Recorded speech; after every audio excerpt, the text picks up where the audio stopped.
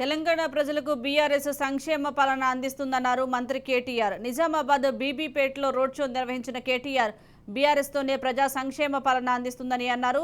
విపక్షాల మాటలు నమ్మొద్దని చెప్పారు. 60 ఏళ్ల కాంగ్రెస్ పాలనలో రైతు బంధు, రైతు బీమా అనేవే తీసుకురాలేదన్నారు.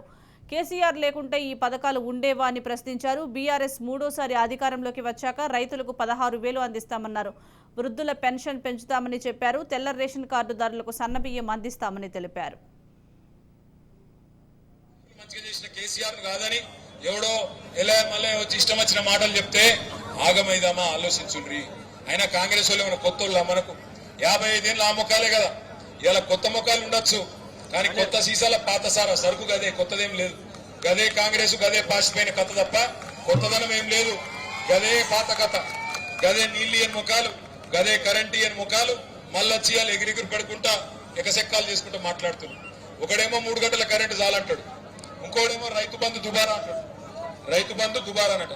రైతు బంధు ఉండాలన్నా పోవన్నా, మరి వాడు దుబారా అంటాడు. వాడిని కోటేద్దామా, వేసి పోగొట్టుకుందామా?